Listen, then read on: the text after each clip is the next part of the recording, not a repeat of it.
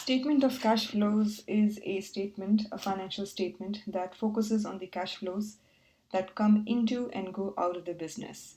So all of the cash that comes into the business and goes out of the business in forms of payment is reported on the statement of cash flows. It is a combination of both income statement and balance sheet data. To create an income statement like report that focuses only on cash flows. So there is three questions that it answers. Where did the business get its cash? What did it do with the cash it got? And how did its cash position change? And is it a valuable information? Yes, this is a very valuable information because cash may be raised by operations that don't even appear on the income statement. For example, a hospital's meeting, by taking on more debt or by selling fixed assets such as land or equipment. I really apologize for the neighbor's dog barking. I'm trying to put on the headphone now, so just give me a second.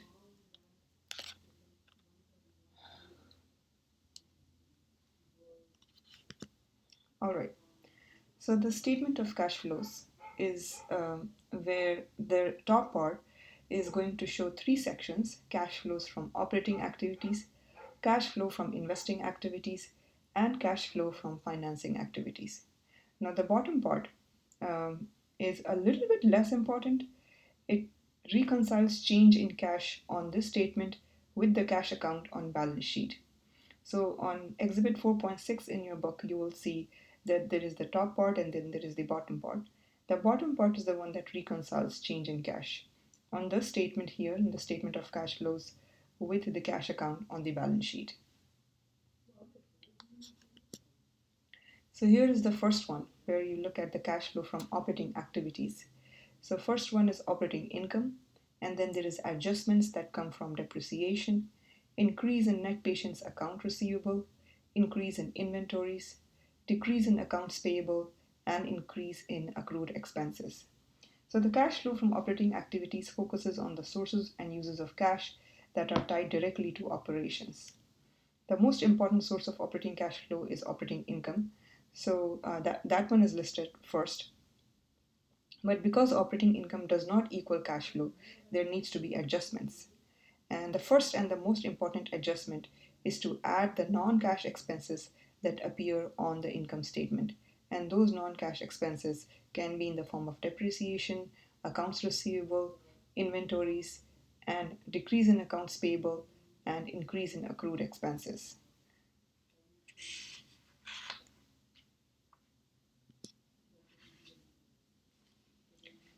Now, the next one is cash flow from investing activities. That's the second major section on the statement of cash flows. And investing activities are defined as both property and equipment investments and securities investment. So we include both the investments that are made in land, buildings, and real assets, like we discussed last video recording, and we also include the investments that are made in securities.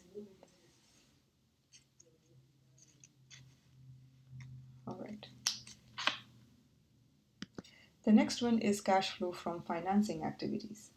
So this is the final and the major section of statement, cash flow from financing activities, and that focuses on the hospital's use of contributions and securities to finance its operations and other business activities. So whatever they are using in terms of contributions from other agencies and other organizations and the securities that they may have from other agencies. So the statement of it also shows gifts and change in proceeds from bank loan, proceeds from issuance of long-term debt, and the net increase and decrease in cash or cash and cash equivalents at the beginning and at the end. So all of these are components of the statement of cash flows. The top operations section of the statement of cash flow tells that in 2020, so if you look at again the exhibit that is on page 141, I'm sorry, not 141, but 139, they had Sunnyvale had a positive operating income and depreciation cash flow. So you see the operating income was $2,281 for 2020, and they had a depreciation cash flow. They increased or invested in receivables and inventories. So you see that they did invest in inventories, and that is showing a $1,393 negative. Then they also paid off some payables, so $1,911 in 2020 for that. And then there is increase in accrual financing, and that is $1,032. So that is the net cash from operations, which totals at $3,832, which is actually, when you convert it in the thousands, it's $3,832,000,000. So the $832,000, I'm sorry. So that is coming from the operations. Now, the statement of cash flows investment part shows for Sunnyvale that they invested heavily in new fixed assets. They also earned a non-operating income. They purchased or invested in new short-term securities. They also purchased or invested in a large amount of new long-term securities, right? So there is short-term securities and long-term securities, as you can see. Now, when you consider all investment flows, the clinic invested in 32,405, and that is in thousands. So that's a $32 million in new fixed assets and securities. And finally, we look at the financing part, cash flows from financing. So specifically for Sunnyvale, it shows that they had received restricted gifts totaling 1,466 on page 139, exhibit 4.6 in thousands. So that's $1 million, $1.4 million. They also use a small amount of short-term debt financing, and that's only $989. And then they increased their use of long-term debt by $31 million. So the net cash from financing is about $34 million. So as you can see on the right. So when all sections are considered in 2020, Sunnyvale had a positive cash flow, net increase in cash and cash equivalents of $5,616,000. So that's approximately $5.6 million. So the net cash from operations line is a more important indicator of financial well-being than the net increase or decrease cash line, which is in the bottom. If you think about a question that what is the most important line on the statement of cash flows, that's what it is. Even though it is in the bottom, it is not like the bottom line of the income statement.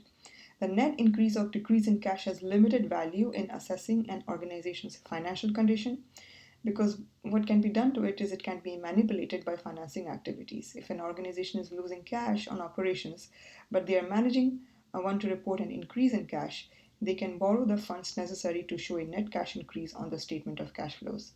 And that is why the bottom line is not like the bottom line of the income statement.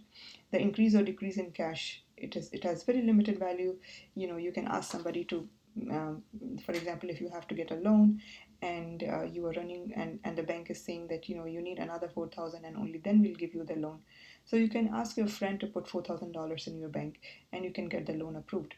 But is that $4,000 yours? No. You got that $4,000 only to get the loan approved, and then you return it back because it's not yours. It's only showing in your account. So that is why the net increase or decrease in cash is not so relevant. Now we take a second look at the financial statement analysis. In this chapter, in chapter 3, ratio analysis uses financial statement values to form ratios that are easy to interpret. For example, the debt ratio is a ratio of total debt by total assets, and when you divide the total debt with total assets, then you get 65%.